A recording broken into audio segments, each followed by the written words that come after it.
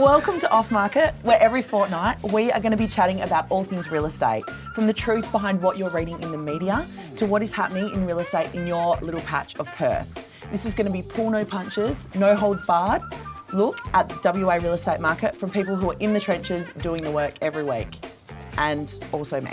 So, while I work alongside real estate agents every week, I am by no means a real estate agent. So we do have a panel of experts that we want to introduce first up. So sitting next to me, we have Shane Beaumont, on the right-hand side. Shane has been selling real estate for over 10 years, specialising in the southeast corridor of Perth, specifically in the Gosnells market. He was WA's most recommended agent in 2018 and 2019. Now, Shane, would it be fair to say you are one of WA's most prolific users of social media? Unfortunately, for many, maybe. Look, I'm very active on social media. I enjoy it. My wife gets a bit over it sometimes, but it is unfortunately part of the job in many circumstances. So. Beautiful. I'm sure your sellers are happy about that anyway. Now, our second panellist sitting right next to me is Ross Hunter. Ross has worked in the property industry in Australia and in New Zealand for many, many years, and he's one of WA's most well-regarded auctioneers and sales coaches. Roscoe, how many auctions do you think you've called over the years? Well, the many years thing first, Jess, many years. Unfortunately, it is not 30, but auctions over 7,000. Wow, yeah. Okay. Yeah. There you go, we've got an expert on our hands. Yeah. So now the formalities are done with, guys. We're going to kick off with our first weekly section, okay? So each show is going to be broken up into segments. They're going to be timed, so there's no waffling from you guys. You need to keep it short and sweet. Our first section this week is Under the Hammer, where we're going to break down the auction market in WA. Yep. Now, Roscoe, this is clearly your area of expertise. Yep. And I'm going to throw you a question to kick things off. Sure. Anyone who follows property, especially on the East Coast, where there's a lot of auctions going on, a lot more than certainly here in WA, they probably would have heard the term clearance rate. Yeah. I want you to break that down for me and explain what that means. Yeah, really good question, Jess, because there's a lot of discussion around, look at the clearance rates in the East Coast versus WA. The clearance rates in the East Coast, just to really quantify what they actually mean by that, versus WA, where we tend to use the term under the hammer. Over there, the clearance rate is, they have to report into their relative institutes by the end of the day, and that's any properties that have gone to auction that day and cleared during the course of the day. Not necessarily sold under the hammer, but they may have done the auction at 11 o'clock and by sort of 4 o'clock they've got a contract together. So it's what they've actually cleared during the course of the day under the auction process. Mm-hmm. Whereas over here, we tend to use the term under the hammer, what physically sells under the hammer, which really skews the whole thing because, being involved in as many auctions as I am, there's many auctions that we conduct on a Saturday, and we just need a little bit more time to put them together, and they're sold by 2 or 3 o'clock in the afternoon. And so that gap is there in relation to, we need to get in sync with the East, so we all talk the same language, and it puts relevancy in the whole process. Yeah. I think it's interesting that we've got this perception in WA, and as much as I love auction, it's probably not, the most favoured method in a lot of properties I do sell. But right, mate. We'll take you to the dark side. I think so often the day of auction can be seen as a success or fail if it goes under the hammer, not what the outcome is. It's just a part of that process, whether it be private treaty or auction, it's all a process. 100%, And obviously, I do think that we need to get that mentality in WA that if it doesn't go under the hammer, that doesn't mean it's a fail. Mm-hmm. It's the outcome that obviously precedes. And I think REWA, one thing they are very good at is, making it very clear the average days on market for auction is, I think, in the mid-30s in WA, which is pretty phenomenal given that median, obviously, the actual average days across the board is closer to 90. Well, back that up, Shane. Third of the time on market if you're auctioning versus... Well, it is, and Jess, it's like, in real estate terms, and Shane will back this up, certainly, time is money in real estate. The longer the time, the less the money. And like, you look at my year, that's the year's passing, really quick. We'll put about 180 to $200 million worth of real estate through the auction process this year. And we know within 35 days, we're going to clear about 82 to 83% of that. Okay, so the actual under the hammer rate is about 55%, but the clearance rate, which is what Shane's saying, the days on market is halved. That means all those people who've gone through that process. Shane, would you agree? It's probably fair to say they've achieved a premium for their property because it's cleared within 35 days. The ability to create urgency in that first, whether it be again, private treaty or not, the best chance of selling for a premium is going to be when fear of missing out is there. Yeah. So I guess it's really interesting. We have people come through the second week of home opens and going, oh, Shane, it's been on for a bit. It's been on for a while now. It's 2 weeks.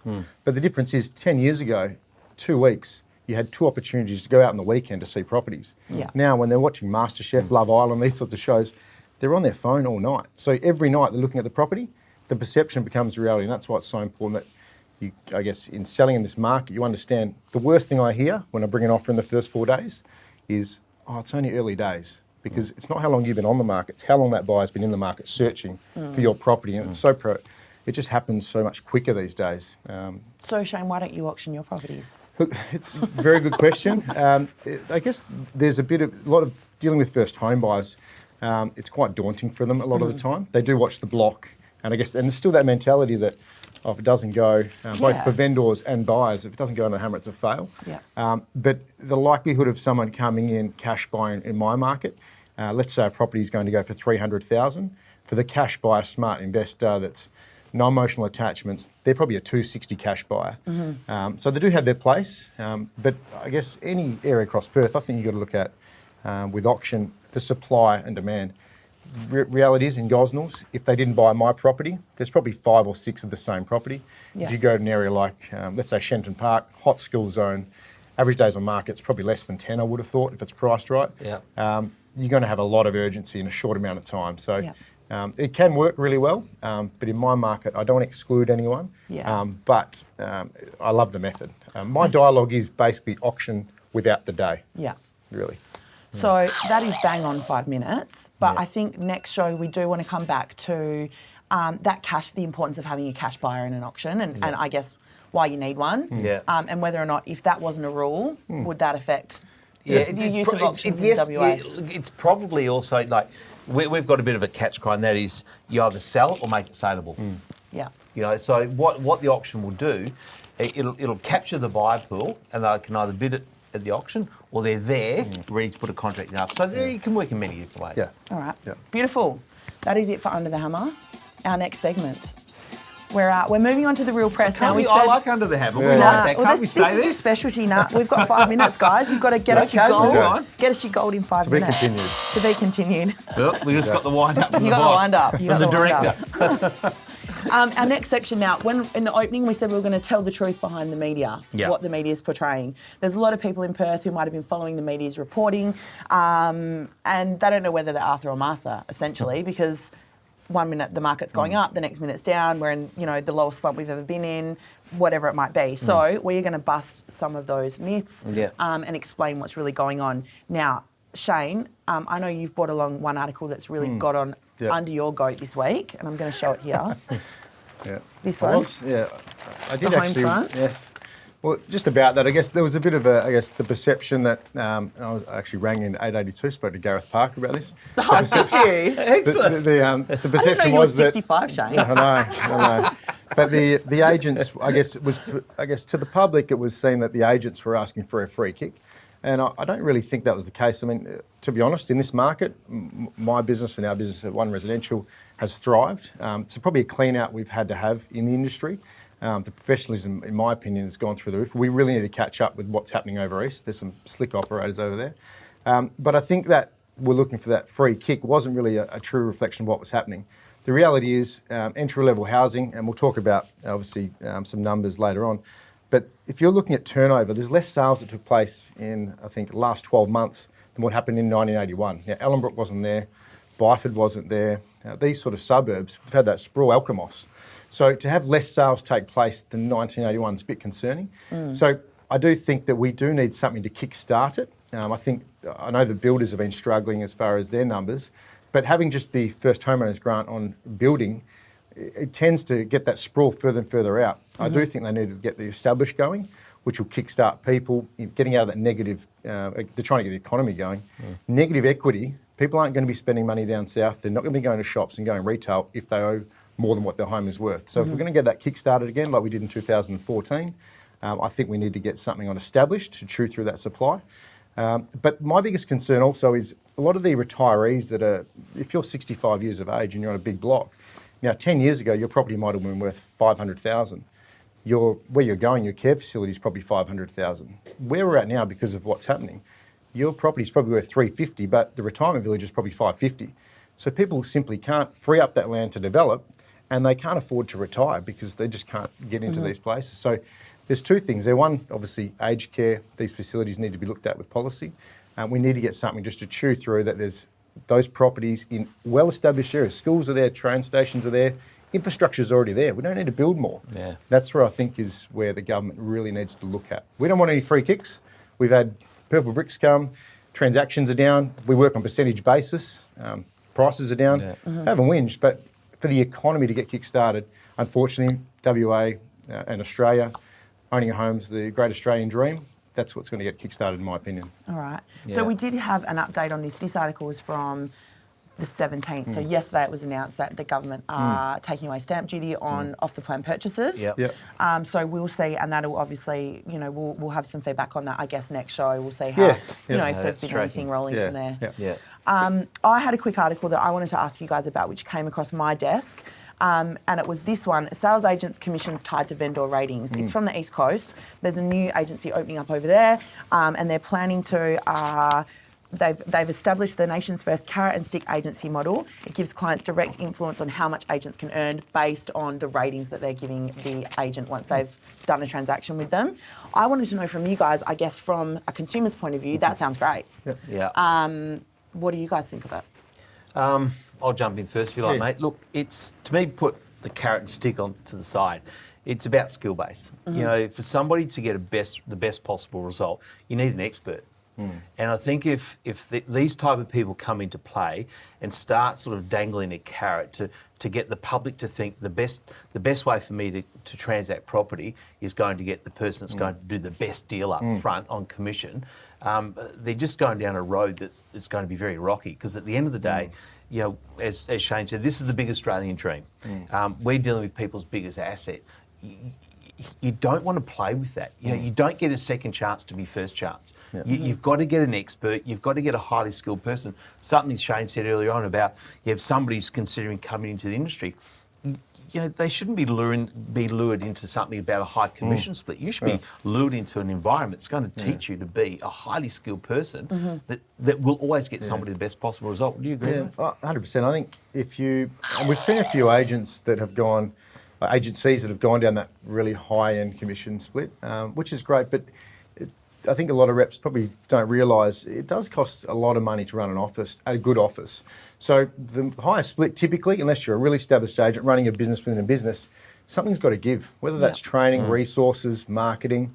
So I get a bit worried that if you are looking, in my opinion, the agency now is the best agencies. Now, most principals don't meet the clients and people's vendors. It just doesn't happen. But the agency's role now is more about giving that agent the opportunity to grow the right resources, and the agency will benefit from that, and so will the agent. But if you're trying to get people on the highest split, it's very hard to build a culture, because there's always going to be someone offering more. If everyone's all in and everyone's a part of the culture, I think you'll find, whether it be a 5 or 10% difference in split, you will benefit threefold in being the right environment. And that's it from being a sales rep. From a sales rep's point of view. All right, beautiful. So you mentioned experts, having an area expert, and that takes us on to our next topic, because our 5 minutes is up. Chewing through it. I know, Mate, it's 5 minutes flies by. Sure, the clock's right. I'm the line's over here with one clock. You've got one. You guys here comes the noise. Yeah. You guys just don't realise off camera, how much you she's a get goat. Now, our next section that we're going to be bringing every week is the Hood Highlight. So this is where we're going to throw a spotlight on a different suburb in Perth. And we don't just want to focus on some of the suburbs that we see in the news all the time, those kind of western suburbs, or, we're going to talk about all different places. Now, in terms of agent expertise, I don't think you get much more expert than when it comes to you in Gosnell's area, Shane. You grew up there, you've sold there for many years. You're all over it. So we're going to throw to you for our Hood Highlight. We do not have a guest today. No. So you're our expert. Okay. So let us know. Tell us about Gosnells. I guess I was only speaking to Ross earlier. Quite often when we talk about the WA market in the news, it keeps really negative. Now, there's certain areas, like I used before, Shenton Park, for example. One of the hottest areas in Perth, probably Australia, to be honest. It's fantastic. Nedlands, Rossmoyne, these sort of areas. So when I guess you're hearing that reported through the news how bad the market is, it's probably not a true reflection. And as an agent, it frustrates me because I follow some agents on Instagram and they've got 30 people at a home open. I haven't seen 30 people in a day of home opens. So it's very challenging in certain areas and different pockets, because for whatever reasons, are more popular. So to just say a blanket, I guess, summary of an area, I just don't think it's true. I use Gosnells as an example, and I do sell all over Perth, so I get to see properties that are gone in a week, and we've just got people just lining up. But Gosnells had a real challenge, I guess, with the investors coming out of the market, rents being obviously a lot lower, tightening of banks. Those investors have really pulled back. So great time to be buying. Not that I'm trying to plug any properties, but it is a good time to be buying. By the way, we have 28 Smith Street Gosnells. It's really hot this weekend. To put it in perspective. Shane wants to see 30 people in his home. No, that's right. Yeah. So to put it in perspective, if you look at sort of 5 years ago, 2013-14, median house price in Gosnells was up around 380,000. Today it's down to 266,000. But probably a bigger concern is we had about 550 sales happening a year. We're going to struggle to hit 200 this year. Since 2014? If you look at per year. So 2014 we had over 550, and we're going to struggle for the year to hit 200. Yeah, right. Now there's a lot of property in the market. So house prices have pulled back basically 33%. If you look at an area, again, like Shenton Park, I think 10 years ago, people were going, I wish I bought back then. Yeah. Still not the case, obviously, in certain areas. So they do that an encouragement of investors to get into the marketplace, first home buyers to get in the marketplace to chew through it. I guess what's hot, what's not, good family homes. The area's got great schools, getting a much, much better name for the schools. Good infrastructure, bus and train station. So good family, 4x2 homes are really hot at the moment. What's probably not, second-hand villas, and that's probably due to the fact that you've got a situation where you have a brand new villa offering a $10,000 first homeowners grant and a second-hand villa not. Obviously, it doesn't make a lot of sense. It's very hard. So second-hand villas have been hit really hard. Development sites through the area, land bank buyers over the last few years have brought up some fantastic buys. No one's pushed the button developing it. So they're just sitting on them for They're now. sitting on them, and I think what's going to happen, if you look around, because those finished villas haven't been selling for enough, people haven't developed. But there is going to be a shortage, I think, over the next 18 months because nothing's come out of the ground. And that shortage will start to see those people push the button on those developments. Rents at the moment, rental market was pretty tough there for a while, but people are starting to see actually rent increases. Myself, I've had a rent increase for my tenant. They've almost fainted, but that's what happened. Alana, our producer's got an investment property out there. Have they given you a rent increase yet? No. No? No. Oh, we'll have a word with your property manager. I think I took her tenant, so no. But there is better times ahead, I think. But average days on market, again, in Gosnells is 92. But it's probably not a true reflection. I think you'd probably agree with this. What happens is if I go on the market, we don't sell after 90 days, then they come and choose me and hopefully we sell for 20 days. It's not really 20 days on market. It's really 110. So that number, I think, if you actually dissected it, would probably be close to about the 130. And I think you'd probably say that in a lot of suburbs across Perth, it's probably not a true reflection of what actually sells. There's a lot that doesn't sell. So as a general area, really interesting. The biggest age, I guess, of people living in the area, I guess the gap is from 5 to 19, which means a lot of young families, about 21% of people. Shane, just jump in there. You said about sort of somebody lists a property and they go through the whole agency in 90 days, then you might grab it and sell it in 20 days, so there's your 110. 10 days, but yes. 10, sorry, mate. God, 10, get 10 that days. right. Yeah. But do you find, though, that if, like, your own average days on market, what are they in Gosnells? For me, if you've got the property off the bat first time? My average selling days of actually what transacts is 37. Okay. But there's things that don't, like if we've got a development site that paid $550 a few years ago, I know it's a fail. But for example, I just saw one recently. I sold to them for $525,000 in 2014. They've just recently transacted at $325. There's a lot of people that they simply don't have the horsepower to actually get out of that property. They want to, so that's actually transacting days. So I do think that average days is definitely not a true reflection, unfortunately. All right. That is our 5 minutes, guys. What? I know, unbelievable. Unbelievable. Gozzies needs more than Shane, 5 minutes, mate. I'll give you 30 The thriving seconds. metropolis of Gozzies should have more than 5. If there's anything we've missed, I'll give you another 30 seconds. Anything imperative? Really interesting. Obviously, people get caught up in fantastic school zones, Rossmoyne, Shannon Park, for example.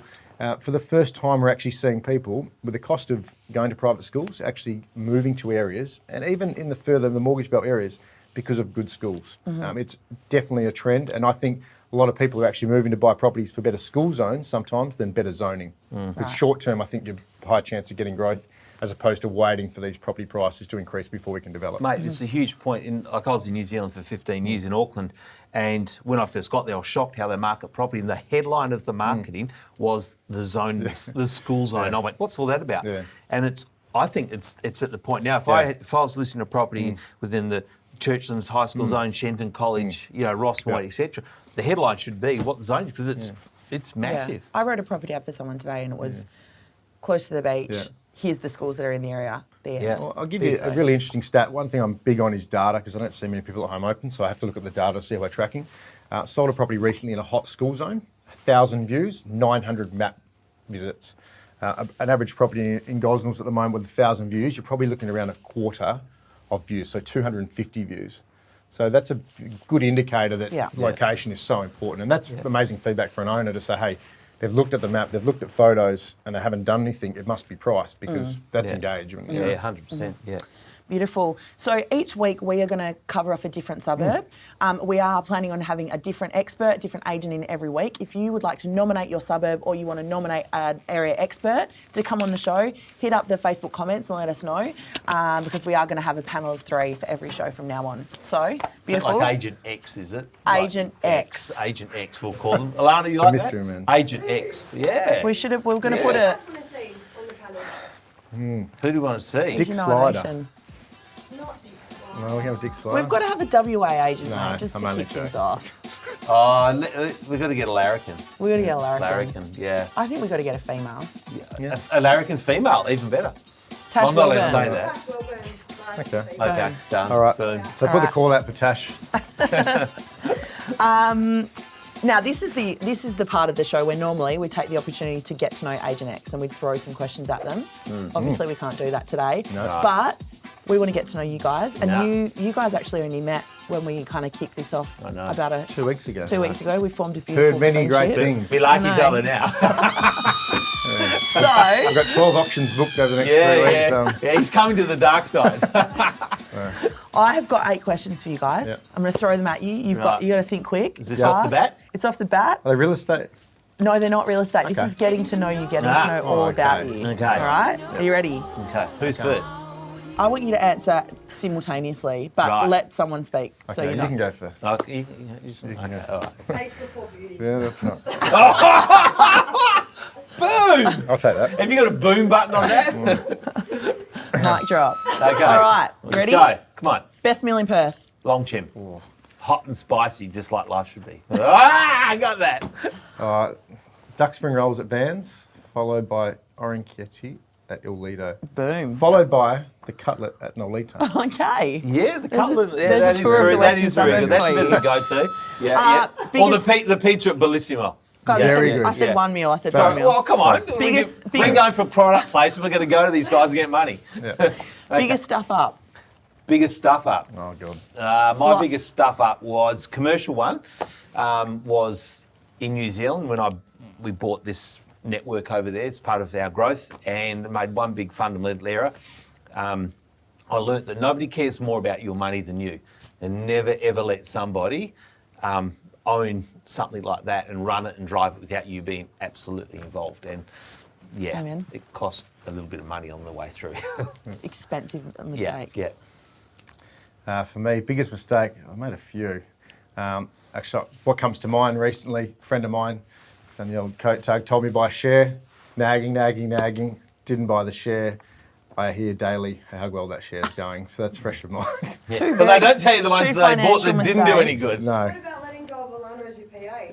Yes. Oh, boom. No, isn't that 10 one of the years on great it. victories? Still Yeah, stings. It still stings. Ouch. Worst habit. Worst habit? I don't know. Worst habit. My worst habit would have... Shane's going Don't look at red. me. I don't know you. My worst habit would be I can't walk past a switch and not turn it off if it's on. Wow. That's probably a good habit, though. Yeah, but even if nothing's plugged in, Energy- I've got to turn it energy off. friendly. It drives me nuts. It's a bit of the old, OCD. yeah. Yeah. leaving just a smidgen in a bottle Milk. and put it back in. No, I'm a milk, coconut water, because they feel heavy. The lid is heavy, and you feel there's something there, but there's certainly not there. Sam's cursing you day Yeah. in, day out. That's probably I get in trouble for that. And also doing the dishes, washing the dishes, but letting them drip dry. Oh, finishing the no, job. mate, no. They can't do that. You can't do that. That's what I do. Biggest influence in your life?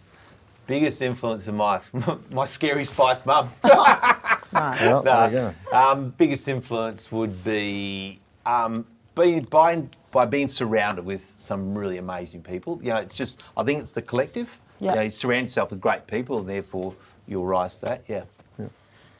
Without a doubt, my mum. She's got amazing work ethic. She's a very patient woman, my mum. So yeah, without a doubt, Beautiful. my mum. I like that Roscoe said his mum and then took it back. Yeah. Well, yeah, sort of, mum. I do love you, but you are scary. Most precious belonging. Has to be your health. For me, it has to be my health. You know, I haven't got my health. I got nothing. That's really good. Beautiful. Really. I was going to say my dog, but I probably going to say my wife, my dog, and my health. She's not is- a belonging, mate. No. That's, I just See, the health thing, mate, you can't get into trouble with Health, that. yeah. It's all But, good. I think the dog belongs. My dog is. Your dog is a belonging. Your wife is Yeah, not. okay. Well done. I belong to her. I think. Last question. Most overused saying. She'll be right. Wow. And it won't be. I constantly, nothing's worse than I'm hearing our videos be played when we're loading them on social media. And I think, geez, I say leave no stone unturned too often. But I have heard you say that a few times. yes, yeah, and that would be the most common one. At the end of the day, also. At the end of the day. At the end of the day. At the end of the day. Oh, yeah. I've got to say, mate, at the end of the day. Yeah. Very cliche. Yeah. Beautiful. Yeah. All right, Yeah. we know you a little better. That's nice. Yeah. That's a nice Yeah. way to go. All right, we are very close to wrapping things up, but we're not going anywhere without rolling out our play of the week. Okay. So, Play of the week. play of the week. I know you've both got a nomination. I've Yeah. got a nomination. Roscoe, do you want to go first? Yeah, my play of the week has to be. Oh God, I've Has lost to the be. page. It's there somewhere. Has to be There's evidence. our newly appointed lady president. We I have say Steph Dobro, who's launched Yeah, I did her see own that. her own brand, Yep. the White House Property Well done, Partners. And so I'm not sure if it's now Steph or Ms. Dobro, or is it hello, Madam- Mrs. President? Madam yeah. President. Madam President of the White House. That's got to Good be play. play of the day. isn't That it? is a great spread. I love Yeah. that. I think Beautiful Steph, I think photo. Steph will like that, being Beautiful known photo. as Mrs. President. Sorry, Steph, I know we're in trouble. Beautiful. Beautiful. Shano. So, obviously, I do a fair bit with social media, but I think sometimes agents take themselves a bit seriously. But I've been enjoying the banter of a few people. Dick Slider, I mentioned earlier. I find that just really entertaining. And also my cousin Vlad.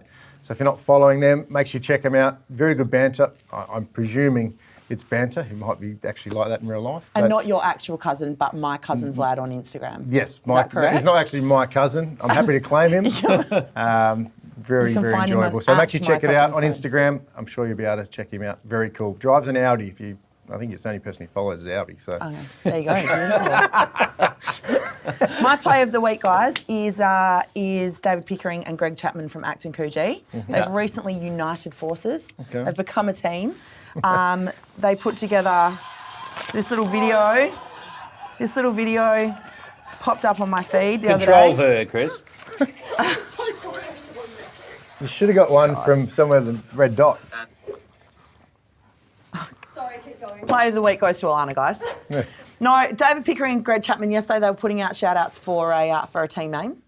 I don't know if they've picked one yet, but I reckon Team Red Nut could be a winner. Are they both ginger? Oh, yeah. Yeah. So they're Greg both might be upset What about about the ginger that. nuts? The As in ginger the nuts? biscuits? Yeah. Yeah, the ginger nuts. I don't know if Greg will be stoked about that, but if you've got names for them, again, comments, Facebook comments, chuck them in there. Yeah, Definitely. Yeah. If you've got a play of the week, we want to hear it. So Yes. nominate your play of the week. We'll show it on the next show. Yeah. And that is it. Nominate yourself. You want to be on. Talk Nominate about your area. yourself. Nominate. We want to hear from you. All your Yep. feedback. Chuck it in Facebook comments. Now, before we wrap it up, I do need to thank Domain Hire and Styling for hosting us in this beautiful venue. They're beautiful Stunning. offices. Absolutely stunning. They set up this set for us with very little I guess, advice, or that's what they do. So thank you, Shore guys. offices were like this. Is very nice. Beautiful. All the orchids everywhere. I know. Like Singapore. Stunning. And a huge warehouse out the back that we might do a little tour of on another show. So thank you so much. Thanks, guys, for your time. Thank worries you, at all. Jess. And, Nice we meeting will- you. Rob. God. We'll see you same time, same place in a fortnight. We'll be here. Cool. Same Beautiful. time. Thank you. Done. Cheers. Yeah.